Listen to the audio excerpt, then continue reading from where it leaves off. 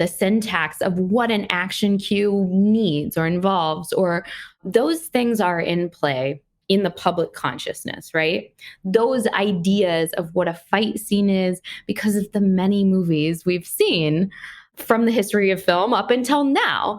And so what I try and encourage my students to do is first understand that, understand the properties, the instrumentation, the orchestration, the way it's arranged, understand all of that about what exists already in the canon, and then see if you can't push yourself to find that balance between, okay, I'm using this shorthand of how to exist in this kind of writing, but I'm trying to also include a part of myself.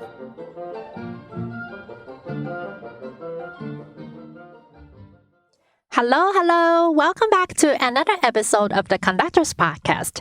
I'm your host, JoAnne. I'm so thrilled to welcome you back on this great Thursday. If you're listening on the day this episode is released, or any day if you're just listening back or trying to catch up. My guest today is a very special person, JoAnne Harris. She works primarily as a film score composer and also conducts film scores for her own composition or for other composers' works. She has conducted and recorded film scores at Abbey Road, East West, The Village, and Avatar with artists such as Grammy winner Kurt Elling and members of the Hungarian Radio Symphony Orchestra. Her television work includes scores for the HBO 2020 Primetime, CNN, and Dateline. She is just such an awesome person, and in our conversation today, we talk about her process of composing for commercials, TVs, and films. I don't know if you ever wonder how we got influenced when we watch a show just by the music without even noticing it. And she will share her secret about that as well. We will also discuss our ideas about mentoring young composers and conductors, and also her thoughts about this industry. She is a graduate of the Concordia College and studied choral composition and conducting with Renee Clausen. She enjoys teaching at the Feinstein Graduate Center for Cinema, which is part of the CUNY Brooklyn College, and is a steering committee member of the Society of Composers and Lyricists in New York.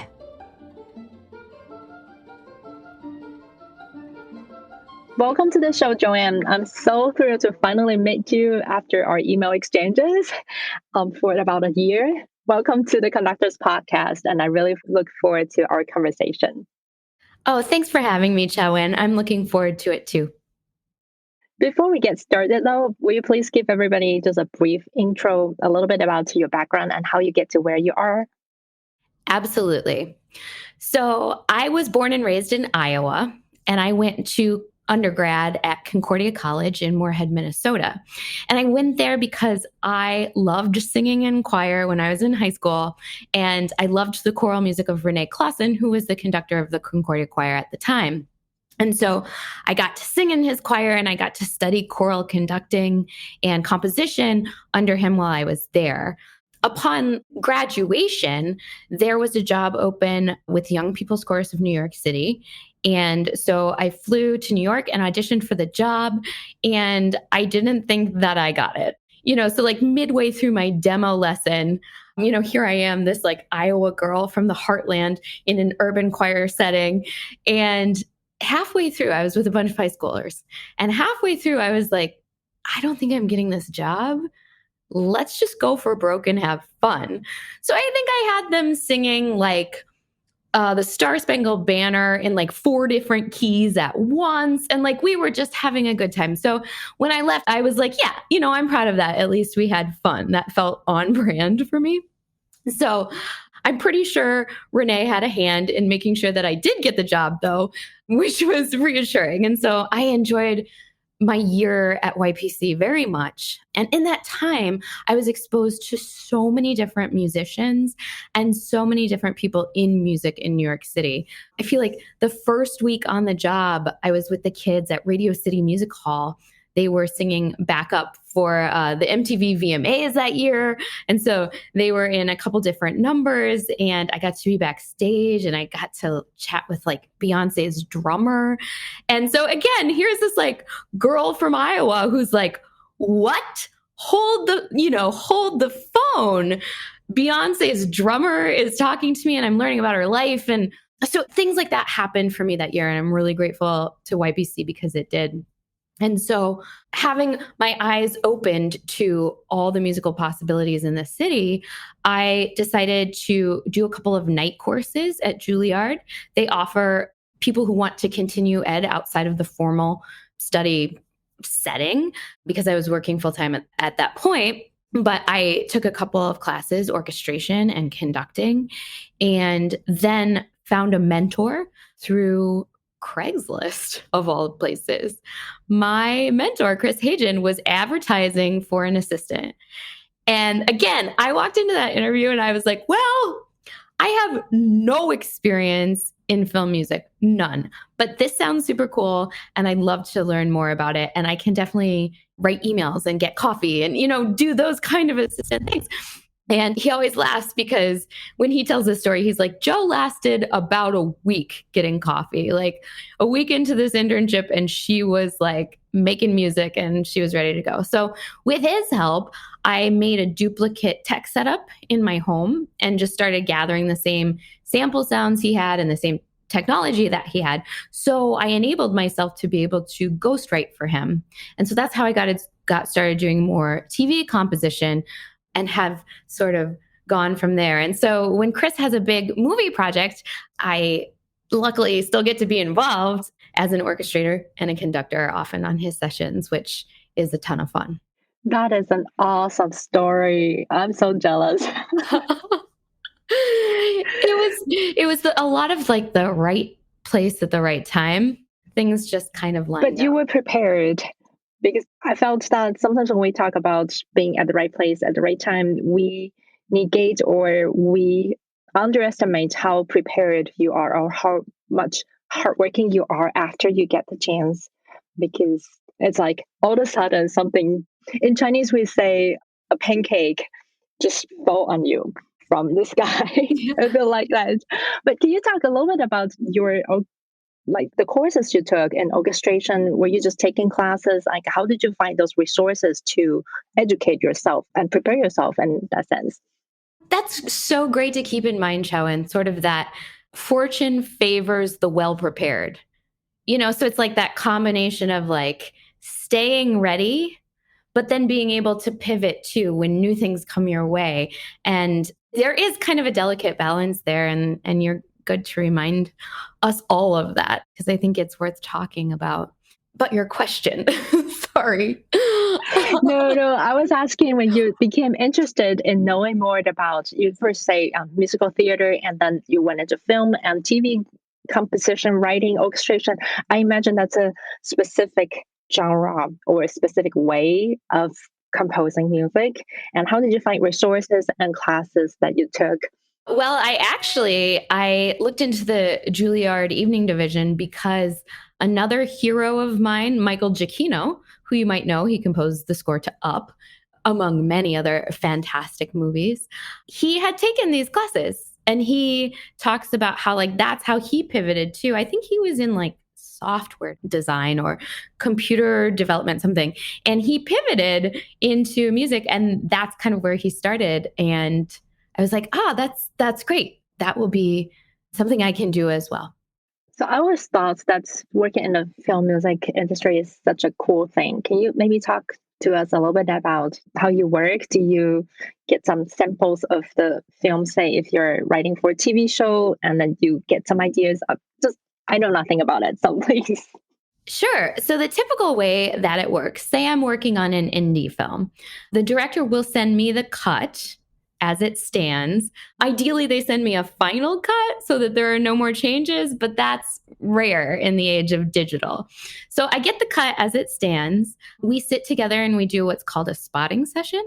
So we watch the movie together and we stop it every time we think there should be music. And we talk about what kind of music and what the director sort of has in mind. Sometimes she will be like, oh, I didn't quite get the shot I wanted here, so I'm wondering if music can help me technically achieve, the thing that's missing maybe. But most of the time, those conversations are emotional. This is how I want the audience to feel. This is the character that the audience should side with based on what the music is telling them. So a lot of those conversations are super emotionally driven. So we have that conversation. Sometimes the movie is already even temped. We say temp, that's short for temporary track.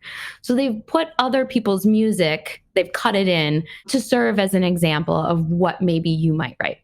So composers, sometimes this is helpful and sometimes it's really intimidating because say I'm working on an indie film and somebody tempts it with like John Williams, it's Jurassic Park, right? And then it's like, wait, but we don't have the resources for me to hire 150 orchestral players. You know what I mean? Like, I'm not going to be able to produce exactly that for you. So those are also conversations about expectation and about budget, and those things come up in the indie setting, right? In a more professional setting, you already know what the budget is. You've already got a team of people in place. But yeah, so then you would start working to the picture in Logic or Pro Tools or Dorico or whatever digital audio workstation, we call them DAWs, whatever you're set up to do. And then you just start sending clips back and forth with the director and the conversation starts that way. It sounds super easy, but how many years did it take you to this point to talk like this? JoAnne, I'm still learning. Every day I'm learning. Like we all do. I feel like film scoring, I was interested in it at first because it felt like something I could do for my whole life and still be engaged and still be excited at the possibilities that it presents. So a lot of this I learned just from watching my mentor work. Like literally, I was there to write emails and get coffee, but I would also just sit on the couch in his studio and just watch him work for hours. And that taught me a lot. So do you also help your mentors, say, doing orchestration or doing things like copyist or like kind of cleaning up score, like on the musical side, as a way to learn the craft, I imagine? That's a really good question. So about at the same time that I was doing the Juilliard classes, Chris had more and more films coming up that needed orchestration. So because I was taking an orchestration class, I brought in one of my homework assignments one day and I was like, Chris, will you just look at this? And he was like, oh my gosh, Jo, it's beautiful. It was a Ravel transcription of sorts, I think. And I was like, oh, thanks. And from there, I just kind of asked, like, can I be on orchestration for this next one? I believe it was called The Little Rascals Save the Day. And it was a straight to DVD movie. But at the time, Universal 1440, which is the home entertainment division of Universal, they had a music supervisor there who still really believed that children deserve the best of everything. They deserve the best cinematography. They deserve the best scores. And so he really thought, we got to sink a lot of money into this score. Like, we need a live orchestra. So it was really special that way because more and more, the job of live orchestra is dwindling as the sample sounds get better and better. So this was probably 2013, maybe 2012. Maybe it was 2011. I'm not exactly sure. But that was the year. I'm sure I could go back on IMDb and look. But that was the year I started orchestrating more for Chris. And then I just got to be on his team. And when session recordings were in New York or Los Angeles, if a conductor was needed, I would tag in there too because I had the conducting experience from Concordia and it's just super fun. So I would always, and because I was like an assistant and I was kind of like working on the budgets, I would be like, oh, I'm just going to line item myself in here as conductor. And of course, Chris was fine with it. He has been so supportive and a really amazing mentor. So I have so many questions that I want to ask, and this is awesome. But coming back a little bit, so you talk about that you will watch the film with the director, and you mentioned something that's really struck, because I didn't perceive music that way, because you say, oh, maybe the director will want the audience to side with a character influenced by the music. And that prompt me thinking, oh, it's the music gives us feelings or emotional reactions to the storytelling. And how is that like? Are there specific ways that you write for us to sympathize with something happened? Or how do you support the storyline without taking all the thunder from it? That's a great question. And a lot of revision is involved in these things because sometimes you do write something that takes all the thunder and the director sort of has to say, whoa, this is beautiful music, but it's just too much music, right? Like I need you to be more sparse. Sometimes you take a shot at an emotion and it's maybe the nuance is wrong. Like maybe I write something that's too sad. Maybe I write something that gives us too much empathy for maybe an anti-hero character where we don't want to do that just yet. So it's like I have never had a first revision. That's not true. One time in like 13 or 14 years of my life have I had the first shot at something approved. Usually it requires several revisions. And I teach film scoring at Fierstein Graduate Center for Cinema, which is part of the CUNY Brooklyn program, CUNY Brooklyn College. And my students, I think this is the first thing that baffles them, is that the director-composer relationship is one that takes a lot of discussion and takes a lot of revision before everybody's sort of happy with the way music has to function in the piece. And I think a lot of beginning composers don't see that. They hear the score to Justice League or whatever, and they're like, that's amazing. And they just think it was written and plopped in, but a whole lot of work is behind it. I believe you. And I was just reminded with the love-hate relationship between a music director and an opera director. Basically, you have to collaborate in telling the story, and sometimes you fight, and then other times you don't have the same ideas, which is totally awesome. But I was asking that because I judged a competition a couple of years ago, and there was a film scoring for animation. So it's like a short animation. And I found some of the young composers use a certain syntax. So when there's a fighting, it's always a certain motivic pattern, like ta-da, ta-da, ta-da, ta-da. And when there's love thing, and it's always this kind of, and it got a little bit cliche, maybe for beginner composers because they felt that was the way to do it. But how do you teach film music? It's like you do a lot of exercise with different clips, or you talk about orchestrations. I'm just really curious. A really important point you bring up. The vernacular, the syntax of what an action cue needs or involves, or those things are in play in the public consciousness, right? Those ideas of what a fight scene is because of the many movies we've seen from the history of film up until now. And so what I try to encourage my students to do is first understand that, understand the properties, the instrumentation, the orchestration, the way it's arranged, understand all of that about what exists already in the canon, and then see if you can't push yourself to find that balance between, okay, I'm using this shorthand of how to exist in this kind of writing, but I'm trying to also include a part of myself that's completely unique and that lends my voice to the project. And so this is younger composers, media composers too, get really perplexed with this. And I try and make it a goal that when they're working on revisions, they're going back and forth with the director, it's taking forever, they're getting frustrated. I try and say like, yeah, do the revision, but do it the way you want to do it. Figure out a way. Don't disagree with them. Take the note. You know what I mean? Make what they want to hear, but make it pleasing to you. So a lot of times composers get discouraged because they're like, maybe a director's like, oh, can you make it more like Max Richter? And then you're like, oh, but I'm not Max Richter, So you figure out what about Max Richter's music the director is pulling at, right?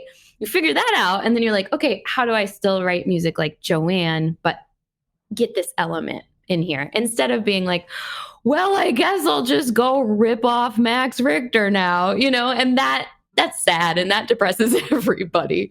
So I really try and steer away from that kind of derivative answers in film scoring. I know. I totally feel that. It feels like when I was beginning to learn about conducting, you want to look like you're a teacher. Or I think a couple years into my study in conducting, YouTube started to get popular, and then people started to upload all the illegal old recordings of the maestros, and everybody started to conduct like Kalayao or anyone else when it wasn't you. Um, but I wanted to come back to the question about live orchestra, because I know that is something that's being talked about, at least from my friends working in film. And what I'm hearing is live musicians are still unique. They give you a specific, like special kind of sound while it's so expensive in a way. And the other extreme side of that is some young composers that I worked with, because they never really had experience with live musicians, they don't really understand orchestration in terms of what a real musician can play. It sounds cool in the program, and they will assume that a trombone can always stay that high. Like the trumpet can yell all the time. They don't need to breathe at all. And when we have to do it with a real orchestra, we have so much problem, and they have never learned how to produce a score. What's your take, or what's your experience in that field so far? I'm really interested in hearing. Well, I mean, yeah, we have similar problems, right? So my orchestration for cinema class, that's my lecture class, we try really hard to tackle both angles.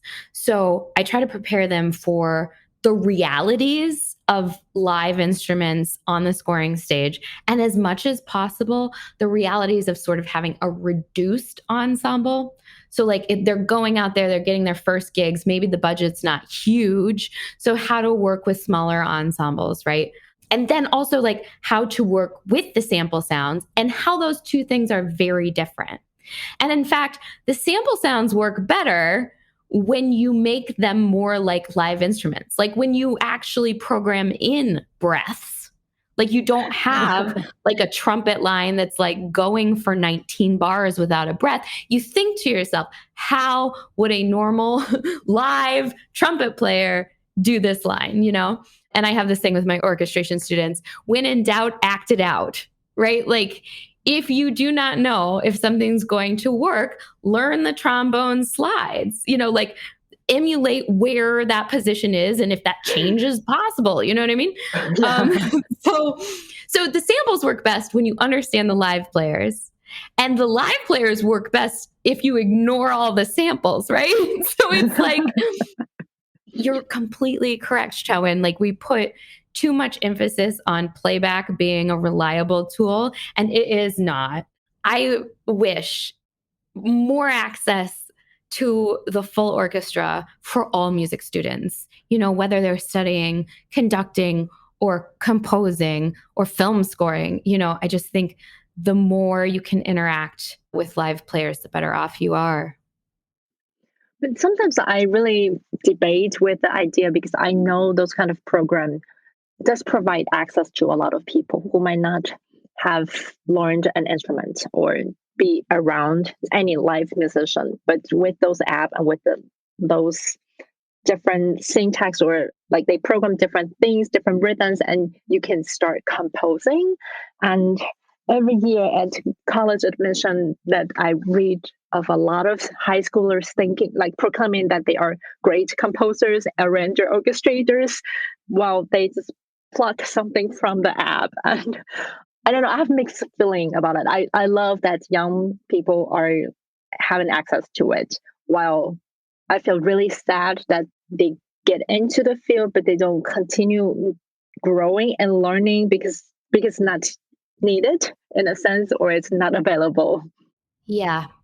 I share that with you. It's lamentable, right? Like, it's like we want students to use the software as a tool, but we don't want the software to replace the humans, right? Or we don't want composers straying away from live orchestral music, especially for film music, because of a lack of an experience, or because they can create it all by themselves, in the computer. So Yeah. it's a slippery The slope. playback sounds so much better than I thought. Yeah. Oh man. I remember once being just crushed by my Sibelius flutes. Like, they were playing back awesome. I mean, they were up there, but they were balanced. It was working great. I put it on the stage and those flutes were screaming at me and my heart was broken. And I was like, down the octave, everybody, down the octave. Like, I just, like things like that. You really have to have the stage experience to then go back and, now know that that's how that balance is going to work on no performer, but it's definitely not going to work that way in real life. So valuable life lessons. But is it typical that the composer will conduct the ensemble when there is one? Sometimes not. It's really a personal preference. John Williams still conducts all of his music. Some composers would rather be in the booth listening. So some composers are like, actually, my job needs to be making sure the final product is gelling, and they find they can focus, obviously, better if they're in the booth. Maybe they're hearing the prelays. So like any electronic material that's going to stay in the score, that's being played at the same time that the orchestra is being played. And so they can sort of get an idea of the whole, right? So if I'm conducting, I can choose, I'll have headphones on and I'll have click, and I can choose to have prelays in my headphones as well. So like I could, if I was conducting some of my own stuff, which I tend to do, I would probably figure out a way to get the prelays. I would put probably the click and the prelays in my left channel and then move the right ear off my ear, so that the right ear, I'd be thinking, okay, I'm thinking about the room. I'm thinking about how everybody's communicating here, in this isolated place. But then in my left ear, I'm thinking, how's this going to work, as a whole? So I was curious, how is this experience translate from you working mostly in a choral division and coming to film that you mentioned there are clicks that you need to line up and they're mostly instrumentalist? And was there any transition? Yeah. I see your face. Yeah, there was. It's a new learning curve, but one that I was just delighted by. I really dug in, and I still continue to delight in knowing what the instrumental ensemble can do. And through more of my film work, I've gotten back into concert music and a little bit of choral, but not as much as I would expect. I've been doing more symphonic wind band writing, and that's just been a total joy. But I think they're all kind of related. I think there's a kinesthetic element to conducting that's really magical, right? Because when you engage the body, you turn on other parts of the brain. And so I think composing, conducting, to me, they kind of go hand in hand. And when I'm writing something, oftentimes I'll use my body to like get the idea out, right? Like if I'm singing it, I'll be conducting while I'm singing. Or sometimes I walk around and I'll dance the line that I'm thinking of just to like physically get it out of my brain through my body. And so I find that like I feel really lucky that at Concordia I got the conducting as well as the composing. And even though it was very choral focused, I still use those things in my instrumental life. So how much would you say your work is divided into composing and conducting? Do you mostly compose and conduct your own work, or do you also conduct other people's work? Yes. So I mostly compose these days. I would say 70% of my professional life is composing. And then 30% is orchestrating and conducting other people's work. So I take a real pleasure in that. I love getting my hands dirty in other people's music. And session conducting is awesome because so everybody in the film scoring world, when they come to a session, they're sight reading. They haven't had the music. And so what you're trying to give them is emotional information. So the conductor will be set up with the film and time code, although time code is less important than click because they're keeping track of all of that in the booth, right? But I can see the picture. So if I haven't seen it before, I can get emotional cues from what's happening on screen. And then my job is to express the emotion to the players because we all have click. They're not going to miss beat 3, right? They're listening to it. So I'm really there for sharp entrances, good cutoffs. Sometimes we duck the click at the end so that we can have a longer ring out that will shave off when we're mixing the score. But yeah, I'm there for those technical things, but mostly I'm there for emotional information. So it's more like a coordinator since everybody will be sight reading. And I heard they're very, very good because you want the best players that can do everything the first time, but kind of not encourage is a bad word, engage everyone to go into the same emotional direction. Yeah. In a sense. Yeah. I think you're right on when you say organizer. Like you're an organizer, you're also a morale booster. What if these players are some of the top? I got to go conduct a session in Hungary, in Budapest, and the players were amazing. I mean, they were so good, but the score was not technically challenging. It was technically challenging at places, but also an easy sight read in other places, right? So it's like keeping them engaged and helping them find the musicality when they're capable of so much more, and perhaps they could be a little bit bored, So it's like keeping players engaged. And a good orchestrator is thinking about that. Like a good orchestrator is helping out the session and thinking about adding perhaps little ideas about phrasing or certain dovetailing to keep people on their toes, even if maybe they could play the line consistently, stuff like that, just so that the player is locked in. But that's a big part of the conductor too, is like personality. Being a person, like you're going to spend 8 to 12 hours a day with these people. So it's like being a person that they want to hang with is important. So do you have any thoughts or things that you want to say to anyone, either conductors interested in conducting film scores or composers wanting to know more about it? Where can they get started? So in terms of like specifically film scoring, I don't know. It's like, because I'm asking because there is I don't know if you heard of it, but there is a very specific conducting workshop for conductors. It's called the LA Film Score something Orchestra Festival, something like that. Like and they do workshops. The Helix Collective, or yeah, something like that. I've never been to their sessions, and during pandemic, they had a few Zoom meetings. Cool. And they advertised that it's free, so I signed up, and then they say it was only for our past participants, so I wasn't able to even be in a Zoom meeting. That was a little odd. We would cut that. Well, yeah, but that's also weird that they like gave you an opportunity to sign up and then said no, you can't come. Yeah, and then or sometimes I have students saying, "Oh, I'm really interested in writing for film," and then they just start doing things, and I just thought maybe there is some. If people are interested in knowing more.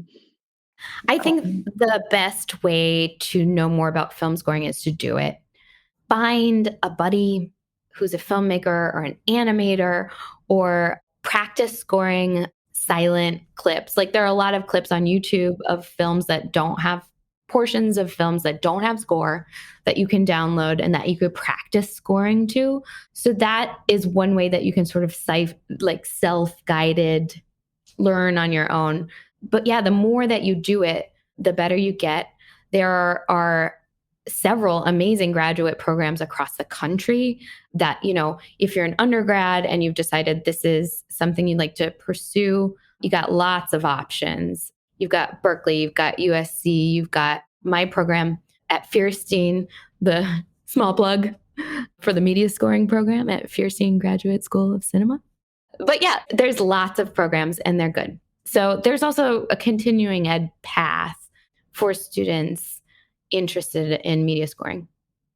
Great. And we'll put all that in the show notes. But I wanted Yeah. the listeners to hear from you. If they want to be in touch with you, where can they find you? Like your website or your social media, whatever you are comfortable sharing. Oh, yeah. You can find me on Instagram at JoAnne Composer. My website is joanneharriscomposer.com. And you can find me on Facebook, JoAnne Harris. Great. Thank you so much for all you have shared. I'm No so glad problem. that we finally got to talk. Me too. And I want to talk more. Yes. Now, and we should find a time to connect. And I'd love to hear more about what you're doing and all of Yes, that. for sure. And I was just thinking we can have another episode to talk about other things Other because I felt things. we have a lot to talk Probably. about. I probably said too much, and I've made cutting this probably quite a task.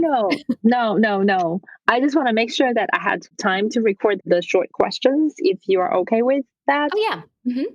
Yeah. So I'm going to make separate recording.